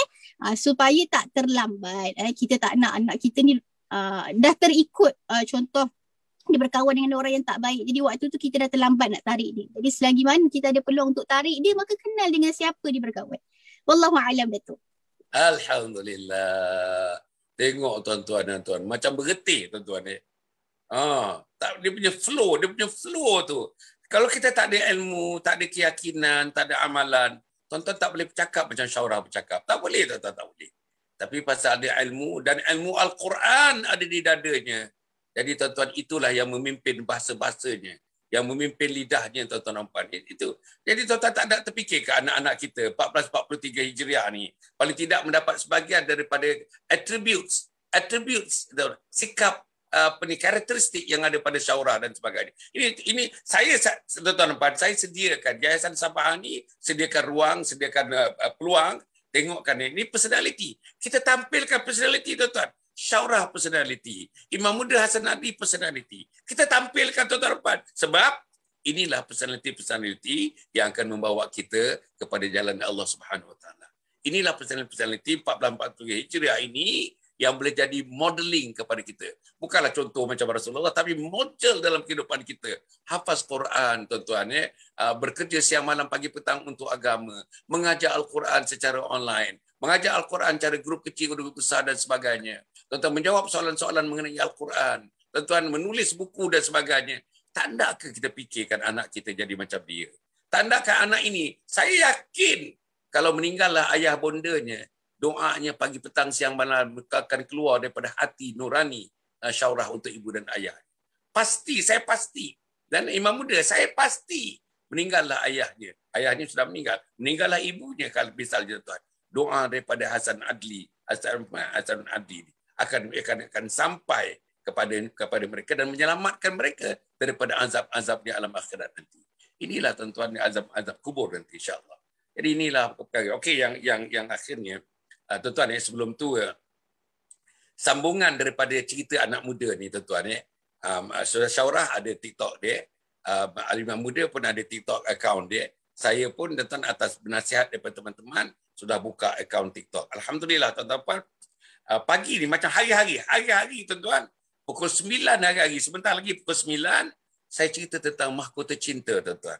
Cinta kepada Allah, cinta kepada Rasul, mak bapak, cinta kepada umat, cinta kepada masyarakat, cinta kepada adik-beradik, cinta kepada semua orang alim, cinta kepada ini cinta-cinta yang perlu ada tuan-tuan. Untuk 1443 Hijrah ni kita jadikan sebagai tahun mencintai dan dicintai tuan-tuan insya-Allah. Kemudian dalam pukul 10.30 nanti tuan-tuan itu rakaman 52 rakaman saya dah buat. Kalau dalam TikTok ni pendek 1 minit setengah tuan-tuan. 1 minit setengah. Apa saya cerita? Amalan kenit pahala melangit. Amalan kenit ni small, diminutive, tiny, kecil aja amalan. Tapi pahalanya menggunung melangit. Amalan kenit pahala melangit. Saya dah rakam 52 siri tuan-tuan puan. Hari ini siri yang ke-9. Setiap pukul 10.30 pagi tuan-tuan akan dengar di-uploadkan siri yang ke-9 pagi di tuan-tuan. 1 minit setengah. 1 minit setengah cerita mengenai tuan-tuan apa dia? Kita nak cerita mengenai amalan kenit pahala melangit. Khusus saya nak tumpukan. Saya mulakan tuan-tuan macam mana? Anak-anak yang dikasihi, yang disayangi dan yang rindui sekalian. Saya mulakan dengan itu tuan-tuan. Saya nak gamit anak muda, nak gamit anak saya, nak gamit anak tuan-tuan, nak gamit anak muda seluruhnya di seluruh alam ini. Kalau boleh, mari kita sama-sama memikirkan persoalan hidup ini. Hidup dengan Allah, hidup dengan Rasul, hidup dengan mak bapak, hidup dengan kebesaran Islam, hidup dengan kecantikan Islam, hidup dengan kehebatan Islam. Itu tujuan saya tuan-tuan. Dan saya merestui apa yang sahabat-sahabat mencadangkan supaya atas nama memotivasi, saya cuba dan memotivasikan anak-anak muda kita. Jadi pukul 9, sebentar lagi tuan-tuan. Pukul 9, tuan-tuan pergi kepada TikTok. Datuk Dr. Hassan bin Muhammad Ali. Pukul 9 pagi ini, saya cerita mengenai kali yang kedua tuan-tuan. Siri yang kedua, namanya Mahkota Cinta tuan-tuan. Mahkota Cinta. Kemudian insya-Allah pukul 10.30, tuan-tuan boleh tengok tuan-tuan dan puan yang sudah dirakam. 52 siri, kali ini siri yang ke-9 tuan-tuan. Apa ceritanya? Amalan kenit pahala melangit. Amalan kenit pahala melangit. InsyaAllah tuan-tuan. Okey, apa ni Imam Muda ya. Yang kita nak cerita sikit yang akhirnya agaknya Imam Muda ya. Dengan bila kita mengatakan 1443 ni ialah tahun untuk anak muda ya. Tahun untuk memperbaiki diri anak muda dan sebagainya. Saya nak sebutkan ya tentang ilmu dan sebagainya telah disebut oleh Ustazah tadi tentang kawan-kawan dan sebagainya. Macam mana ya kita nak mengasosiasikan diri kita ni. Kita nak mengkhidmati, betul-betul nak mengkhidmati. Kita nak beribadah untuk Allah dan Rasulnya. Yang ketiga ialah mak bapak. Ustaz, saya ni sejak bermotivasi, sejak berdakwah 35 tahun yang lalu sampai sekarang ni, mak bapak komplain anak kurang ajar. Mak bapak komplain anak tak peduli dia. Mak bapak komplain anak tak raikan dia sebagai ibu bapa. Mak bapak komplain anak tak reti nak menggunakan bahasa-bahasa dengan ibu bapa. Mak bapak komplain ada setengahnya tak pernah bagi salam kepada mak bapak. Mak bapak komplain ada setengahnya sampai mati tak pernah bersalam, tak pernah mencium, tak pernah mendekap tubuh ibu bapa dan sebagainya. Dan anak-anak kita komplain, mak bapak komplain. Anak-anak kita bila disuruh tuan-tuan, bila disuruh nampaknya terlalu liat. Bukan saja terlalu liat, tapi nampaknya kalau dia mengerjakan pun, dia mengerjakan suku hati, bukan separuh hati, bukan seluruh hati, suku hati saja dia melakukannya. Jadi Ustaz, macam mana kita nak serukan kepada anak-anak muda kita? 1443 Hijriah ini, macam mana kita nak serukan mereka? Ikrar anak muda, khusus untuk mereka menjadi benteng pertama kasih sayang untuk ayah bonda mereka. Macam mana Ustaz? Sila Ustaz. Halo? Ya. Saya mute dia. Okey, baik. Okey, baik. Terima kasih Datuk ya. Allahumma salli ala Sayyidina Muhammad. Allahumma hidayatan lis-shawab. Seru kita kepada anak-anak muda kita, anak-anak kita terutamanya, supaya orang kata apa, tahun 1443 Hijrah ini orang kata sebagai tahun yang mana tahun yang lebih baik pada sebelum-sebelumnya. Okey. Perkara yang perlu kita perhatikan, ya. Dan sebenarnya contohlah, ya, kalau kita tengok pengajaran daripada almarhumah Siti Sarah baru ni kan, yang saya lihat banyak artis-artis selebriti yang berhijab. Ya. Antaranya saya tengok ada posting daripada Nabil Ahmad, ya, pelawak. Ya, isterinya bila mana isterinya melihat kisah Siti Sarah ni, lantas dia pun orang kata padamkan gambar-gambar yang tak berhijab dia dahulu, isterinya, kepada isteri Nabil ni dipadamkan gambar-gambar, menjadi pengajaran pada dia. Saya melihat kalau kita lihat seru untuk anak muda kita 1443 dengan kematian yang meningkat, ya, dengan kes yang masih tinggi, dengan kita pun tak ada jaminan pun sebenarnya hidup kita ni sampai bila. Dan sebenarnya orang kata apa, COVID ke sakit dan sebagainya itu bukanlah orang kata syarat utama untuk kita mati, tidak. Sebab ramai yang sihat sedar-sedar dia sudah tidak ada. Maknanya jangan kita merasakan, alah aku masih muda, masih ada masa lagi, kan. Jadi kerana itu kita melakukan maksiat dan sebagainya. Sebab kita takut, kita bimbang, adakah esok masih ada? Adakah umur aku sekarang ni, alah umur aku baru 18, muda lagi, so hidup ni enjoy. So saya nak sebut dekat sini, seruan kita untuk anak-anak kita, ingatkan mereka, dunia dah akhir zaman. Ya, kita dah duduk di hujung dunia, kita pun tak tahu bila, satu demi satu. Dan hari ni kita tengok kes kematian bukan sekadar orang tua je, orang yang sudah berusia, tapi di kalangan orang muda juga. Allahumma salli ala sayyidina Muhammad. Semua jadi pengajaran pada kita. Tak silap saya, kes pertama, ya, orang kata yang kematian pertama di Malaysia ni, orang muda, umurnya 30-an, tak silap saya begitu, ya. Maknanya itulah orang kata sebagai tazkirah, sebagai peringatan, sebagai seruan kepada anak-anak kita, para pemuda sekalian, jangan tangguh-tangguh, ya. Jangan kita rasa kita masih panjang umur dan sebagainya. Ingat Allah tu, Allah Subhanahu Wa Taala sentiasa memerhatikan kita.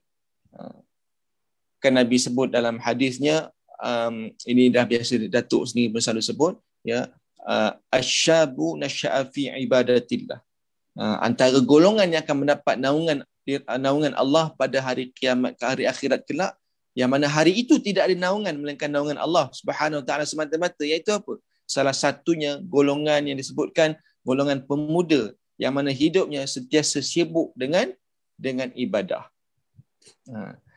Jadi saya nampak jugalah, yang pertama tadi saya nak sebutkan tadi, kematian pada hari ini menjadi peringatan pada anak-anak muda, menunjukkan bahawasanya kematian itu tidak mengenal usia dan tidak kenal, ya, kita sakit ataupun sihat. Dan hari ini bukti itu dah banyak depan mata kita, ya. Saya pun baru ni tengok sahabat saya yang seusia dengan saya, belajar sama-sama di UIA dulu, ya, meninggal dunia. Berapa orang sahabat saya dah yang seusia dengan saya, sahabat sekolah saya, meninggal dunia baru-baru ni.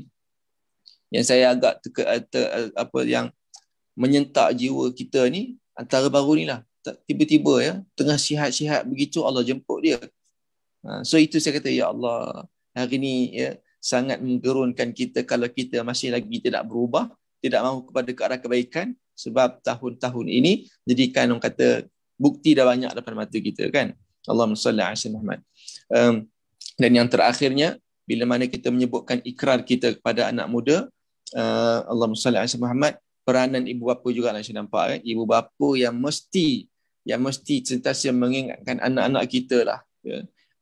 Kalau kita biarkan mereka tak tahu nak buat apa-apa. So ibu bapa jugalah yang kata peranan besar untuk membentuk anak-anak. Sebab, ya, ada hadis menyebutkan al-ummu madrasatun.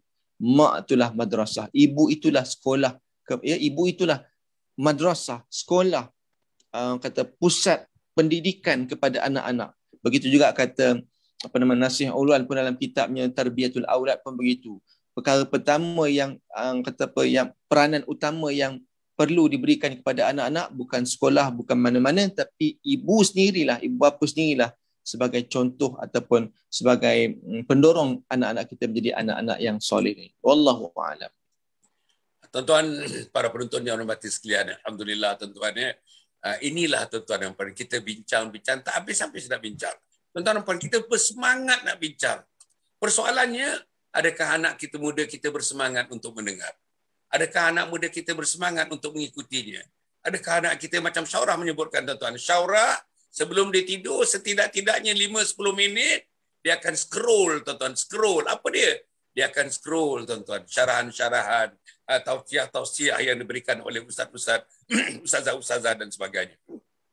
Itu dia ustazah, dia hafaz Quran, dia banyak tulis buku, dia banyak berdakwah. Yang kita ni macam mana tuan-tuan? Yang kita anak-anak kita ni macam mana pula? Nak tidur dia ingat apa? Sebelum tidur dia ingat apa? Pada pagi-pagi tadi dia ingat apa? Pada tengah hari dia ingat apa? Masa asar dia ingat apa? Masa maghrib dia ingat apa? Inilah satu perkara yang tuan-tuan dan puan saya ingat lagi macam Imam Muda pun menyebutkan satu masa dulu dan Ustaz Syaurah pun menyebutkan. Tadi pun disebutkan. Mak dia katanya, Kak, asar. Ingatkan lagi, dah salat belum? Zuhur, dah salat belum? Maghrib, dah salat belum? Ingat. I think tuan-tuan dan puan, kita kena 1443 Hijrah ni, tuan-tuan, mulut kita kena buka. Mulut mak bapak kena buka. Nasihat, bagi tahu anak-anak. Biarkan tuan-tuan, biarkan dia meluat dengan kita. Asalkan kita sebutkan ibadah kepada Allah Subhanahu Wa Taala. Biar tuan-tuan dan puan. Ini namanya paksa. Kalau anak-anak memaksakan diri dia, mak bapak pun memaksakan diri dia untuk menasihati anak siang, malam, pagi, petang beribadah kepada Allah Subhanahu Wa Taala. Itu juga message yang disampaikan oleh Imam Muda sebentar tadi, tuan-tuan. Insya-Allah. Jadi tuan-tuan ya, di screen sekarang ni tuan-tuan, nanti saya tengok Syaurah pun dah mungkin dah ada dalam screen, boleh tengok. Di screen tuan-tuan ya, ini media sosial yang saya dengan Yayasan Sabah terlibat tuan-tuan ya. Kita ada Twitter, kita ada YouTube, kita ada Facebook, kita ada TikTok, kita ada Twitter, kita ada Facebook, kita ada Instagram, kita ada Telegram. Tuan-tuan dan puan, insya-Allah saya harap tuan-tuan dan puan pergilah tuan-tuan. Tuan-tuan pergi. Tuan-tuan nak tahu cerita-cerita mengenai apa yang kita buat dakwah, apa yang kita buat untuk agama, apa yang kita buat untuk menghidupkan agama, apa yang kita buat untuk membakar semangat agama, apa yang kita buat untuk motivasi agama. Yang saya dan teman-teman 150 orang tuan-tuan, doktor, profesor, malam tadi tuan-tuan, malam tadi 9.15 malam tadi, Dr. Rahimi Muhammad Saad daripada Universiti Melayu dan Dr. Bibi Jan. Dr. Bibi Jan daripada Singapura, tuan-tuan dan puan. Masya Allah, cukup bagus. Malam tadi kita cerita tuan-tuan, apa tuan-tuan ya? Malam tadi kita bercerita keberkatan, berkat dalam kehidupan umat. Berkat kehidupan umat. Apa arti keberkatan dalam kehidupan umat? Masya Allah, tuan-tuan, hebat, tuan-tuan. Betul-betul hebat. Tapi kalau kita tak tonton, tuan-tuan tak pergi kepada Facebook saya, tuan-tuan tak pergi kepada Instagram saya, tuan-tuan tak pergi kepada YouTube saya, tuan-tuan tak pergi kepada Twitter saya, sayanglah tuan-tuan, sayang. Bukan kerana saya, bukan Hasan Ali. Hasan Ali is not the factor, tuan-tuan dan puan. Tapi teman-teman yang lain ni, pemikir-pemikir yang lain, pemikir muda macam Ustaz Hasan Adli, pemikir muda macam Syaurah, tuan-tuan. Takkan anak-anak kita tidak kita letakkan fokus perhatian dia kepada apa yang disuarakan pada pagi ini, tuan-tuan dan puan. Itu satu. Dan nombor dua, macam Ustaz Syaurah pun ada, Imam Muda pun ada TikTok ni, tuan-tuan. Ada sikit misconception ya, bila saya bagi tahu teman-teman tentang ini, saya masuk TikTok. Apa maksud TikTok ni? Kan yang itu yang mengagut tu mengagut. Memang tuan-tuan kalau tengok ya, nak baca Quran dalam TikTok ada. Tuan-tuan ya, nak menghafaz Al-Quran, teknik-teknik dalam TikTok ada. Nak membaca yang betul dalam TikTok pun ada. Nak hal mengenai ketuhanan dalam TikTok ada. Banyak tuan-tuan, ustaz-ustaz yang popular, pernah yang popular semuanya ada akaun TikTok, tuan-tuan. Jadi, tak usah pergi yang itu. Tuan-tuan scroll tu, jangan pergi yang itu. Pergi yang membina. Pergi yang membawa kita ke jalan Allah. Dan salah satu daripadanya, insya-Allah tuan-tuan, TikTok saya pagi ni pukul 9, kejap lagi tuan-tuan, cerita tentang mahkota cinta. Pergilah tuan-tuan. Datuk Dr. Hassan Muhammad Ali. TikTok Datuk Hassan Muhammad Ali. Dan pukul 10.30, itu pukul 9. Pukul 10.30, itu yang sudah dirakam. 52 rakaman saya buat. 1 minit setengah. 1 minit setengah, tuan-tuan. 1.5 minit saja untuk bercerita mengenai, tuan-tuan dan puan, apa dia? amalan kenit pahala melangit. Amalan kenit pahala melangit. Untuk remaja, saya address kepada remaja. Saya masuk TikTok ni buka akaun pun atas niat saya nak melambai remaja, nak menggamit remaja. Marilah kita kepada Allah. Marilah kita kepada Nabi. Marilah kita kepada agama. Itu seruan saya. Kemudian yang ketiga, tuan-tuan dan puan, insya-Allah 28 hari bulan. Hari ini dah masuk 23 hari bulan, tuan-tuan dan puan. 5 hari saja lagi. 5 hari saja lagi, tuan-tuan. Webinar 2 bercerita mengenai apa, tuan-tuan? Bercerita mengenai husnul khatimah, impian setiap Muslim. Saya harap, tuan-tuan, tajuknya itu sudah mencukupi untuk kita memasukinya dan menyertainya. Percuma. Percuma, tuan-tuan, percuma. 3 jam, tuan-tuan, 3 jam. Pukul 9.30 pagi sampai pukul 1 tengah hari. 3 jam setengah. Percuma, tuan-tuan dan puan. Pergilah. Pegang telefon saja. Kita berseminar dengan telefon. Bagi nama, bagi nombor telefon, bagi email, bagi alamat kepada kita. Sekarang juga, tuan-tuan. Dan insya-Allah kita akan daftarkan, dan tuan-tuan yang tidak mendaftar tidak dapat mengikutinya. Yang mendaftar saja. Walaupun percuma, yang mendaftar saja yang dapat mengikuti, tuan-tuan. Kita nak ambil 500 orang. Sekarang ni dah ada 300 lebih, tuan-tuan dan puan. Kita nak 500 orang saja, insya-Allah. Kemudian yang keempat, tuan-tuan dan puan, saya harap kita punya sijil wakaf tunai itu jangan lupa, tuan-tuan. Sijil wakaf tunai nak membangunkan masjid, nak membangunkan pusat Islam, nak membangunkan komplek Anjung Suluk Timah, semuanya dalam satu integratif, dalam satu yang komprehensif pembangunannya, tuan-tuan, fizikalnya untuk membangunkan insan, memberikan ilmu, pendidikan hujung usia, mati dalam husnul khatimah. Mati dalam husnul khatimah. Itulah yayasan Sabah sedang buat sekarang ni, tuan-tuan dan puan. Dan akhirnya insya-Allah pergilah pada Telegram kita, tuan-tuan. Tuan-tuan pergilah pada Telegram kita. Pergilah, tuan-tuan. Semua tadi tuan-tuan tengok yang telah dipaparkan tadi tentang media sosial. Hampir semua media sosial ini kita menyertainya semata-mata kita nak memperluaskan bidang skop di mana anak-anak kita tak kira umur berapa pun, termasuk ibu dan ayah, untuk menyertai kita bersama-sama. Kalau sudah kita sediakan begitu, tuan-tuan dan puan, usaha kita begitu, artinya gayung tidak juga bersambut, kita serahkan kepada Allah Subhanahu Wa Taala. Kami akan terus tuan-tuan, istiqamah akan terus. Dah masuk 2 tahun ni, tuan-tuan. Terus beristiqamah. 7 pagi, 9 suku malam, 7 pagi, 9 suku malam. Kita akan terus mendakwahkan agama Allah Subhanahu Wa Taala. Kita persilakan para penonton. Kita persilakan anak-anak muda. Kita sayang mereka, kita kasih mereka, kita rindui mereka. Kita rindu kasih kerana Allah. Insya-Allah kita sayang kerana Allah. Kita membenci pun kerana Allah Subhanahu Wa Taala. Okey, Ustaz Syaurah, apa lagi yang apa dah ada ke paparannya macam mana? Yang Ustaz Syaurah yang program-program dan juga buku-buku dan sebagainya. Lepas tu kita pergi pada Ustaz Hasan Adli. Sila Ustazah. Okey, bismillahirrahmanirrahim. Assalamualaikum warahmatullahi wabarakatuh. Jadi secara ringkasnya, insya-Allah program yang akan bermula pada bulan 8 ni, malam ni insya-Allah akan mula kelas yang pertama, iaitu kelas tajwid yang akan disampaikan oleh Ustaz Dr. Khairul Anwar bin Muhammad dan juga Ustaz Syazani. Jadi sesiapa yang berhajat untuk menyertai program ni, yang mana program ni akan berjalan selama 3 bulan, jadi boleh sahaja daftar di kami punya website nashrahconsultant.com, dan ada juga banyak lagi program Quran yang lain berkenaan dengan mengaji, menghafal Quran, tafsir dan sebagainya. Jadi boleh sahaja mendapat maklumat lebih lanjut di website kami lah. Dan juga sekarang ni kita buat promosi buku Aku dan Al-Quran, iaitu berharga RM20 dan juga buku tajwid saya berharga RM12. Jadi kalau tuan-tuan puan-puan nak dapatkan juga, boleh sahaja DM saya di Facebook, nanti saya akan beri link Shopee untuk dapatkan buku tersebut. Wallahualam, Datuk. Allah, terima kasih. Terima kasih tuan-tuan dan puan. Boleh dapatkan daripada Shopee, tuan-tuan dan puan. Maknanya alhamdulillah, saya rasa tuan-tuan lebih lebar lagi siarannya, insya-Allah. Okey, apa ni Imam Muda? Macam mana Imam Muda? Macam mana kita punya sambal goreng Imam Muda ni? Macam mana? Sila. Okey, buat masa ni sambutan yang menggalakkan tu iaitu sambal tempe lah setakat ni. Oh, masya-Allah. Sambal tempe Imam tu menjadi yang kata sambutan yang sangat baik, dan kita pun ada buat promosi untuk Merdeka ni. Harga yang sangat istimewa lah, insya-Allah. Siapa yang inginkan boleh dapatkanlah di talian 012, mungkin ada dekat skrin, tak tahu lah 012-969-9625 kan. Tu dekat skrin ada kan. Siapa-siapa yang inginkan sambal tempe ni boleh dapatkan di talian lah 012-969-9625. Alhamdulillah kita ada buat promosi Merdeka ni. Itu sedikit sebanyak lah, insya-Allah ya. promosi Merdeka Ustaz ya. Maknanya sampai 31 Ogos lah ni. Sampai 31 Ogos. Alhamdulillah. Itu harga istimewa lah insya-Allah. Ya. Allah. Alhamdulillah tuan-tuan dan puan. Tempe ni penuh dengan protein tuan-tuan ni. Kacang soya yang protein inilah source protein. Minum air kacang soya bagus, makan tempe bagus, makan saya pun lupa nama dia. Okey, yang buat kacang soya ni tuan-tuan dan puan ya. Apa juga yang berkaitan dengan kacang soya ni tuan-tuan, ini adalah merupakan sos protein. Untuk anak-anak bagus, untuk orang muda bagus, untuk orang tua macam saya pun memanglah kita memerlukan protein tuan-tuan. Dan protein boleh dapat daripada sambal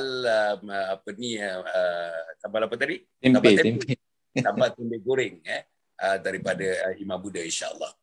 Jadi tuan-tuan boleh dapatkan, tengok dalam skrin tuan-tuan dan puan ya, nombor telefon dan sebagainya insya-Allah.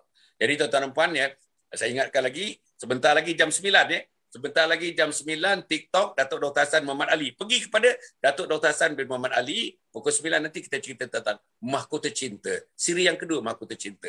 Dan pukul 10.30 tuan-tuan, hari ini juga selepas itu 10.30 insya-Allah tuan-tuan akan ada dalam video nanti tuan-tuan tengok apa dia amalan kenit pahala melangit. Amalan kenit pahala melangit. 1 minit setengah tuan-tuan. Hanya 1 minit setengah. Buka aja mata tutup, buka telinga tutup. 1 minit setengah tuan-tuan dan puan. Hari-hari. Hari ini mungkin hari yang ke-9 insya-Allah, siri yang ke-9 amalan kenit pahala melangit. Apapun tuan-tuan dan puan, kita nak jumpa tuan-tuan, semuanya kita nak jumpa. 28 hari bulan 8 ni, hari Sabtu pukul 9 pagi sampai 9.30 pagi. Sampai pukul 1 tengah hari tuan-tuan. Sampai pukul 1 tengah hari. Cerita mengenai husnul khatimah, impian setiap muslim. Saya dengan Ustaz Nur Hizam namanya akan mengendalikan program daripada awal hingga akhir tuan-tuan dan puan insya-Allah.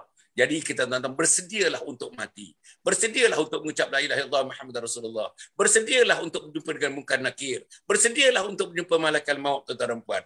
Persediaan mental, persediaan fizikal, persediaan intelektual, persediaan emosional, persediaan spiritual yang perlu ada untuk bersedia. Ikutilah tuan-tuan insya-Allah webinar kita 28 hari bulan 8 pukul 9.30 pagi sampai pukul 1 tengah hari insya-Allah. Cukup cakap itu, tuan-tuan dan puan-puan jumpa lagi pada minggu depan bersama Ustazah Syaurah dan bersama dengan Ustaz Hassan Adli. InsyaAllah kalau kita sihat, saya pun sihat. Demam sikit saya ni Ustaz. Ya. Pagi ni saya buat cucuk, ada cucuk yang last second dose Ustaz. Second dose ni dia maklumlah orang tua macam saya ni agaknya ada demam sikit. Anak saya tadi bagi tahu kalau ayah tak larat tak payahlah, tapi saya kata saya ni bila pegang aja mikrofon ni, kalau ada mikrofon di depan, biasa-biasanya demam-demam pun akan dengan sendirinya. Dia jadi Panadol lah dalam hidup kita ni insya-Allah. Jadi tuan-tuan dan puan cukup setakat itu, bertemu lagi. Terima kasih Ustaz Syaurah, terima kasih Imam Muda. Kita jumpa lagi. Wassalamualaikum warahmatullahi wabarakatuh. Yayasan Sabah sedang mengusahakan pembinaan Komplek Anjung Sulul Khatimah yang dipaparkan dalam skrin sekarang ini. Yang kedua ialah tentang buku yang saya tulis, ada 3 serangkai buku yang boleh didapati sekarang. Dan yang ketiga ialah FMCC atau First Move Child Care Center, iaitu sebuah taska yang mengambil pelajar-pelajar atau anak-anak dari umur 2 bulan sampai 4 tahun. Yang ketiga ialah Telegram, di mana saya minta teman-teman para penonton menghimpunkan seluruh tenaga yang ada, pemikiran yang ada untuk kita mendaulatkan Islam insya-Allah. Tuan-tuan, seluruhnya ini kalaupun ada imbuhannya, semuanya kita masukkan dalam tabung Anjul Husnul Khatimah. Minta tuan-tuan dan puan menderma, minta tuan-tuan menginfak, minta tuan-tuan melakukan apa saja bagi kita merealisasikan program Komplek Anjul Husnul Khatimah.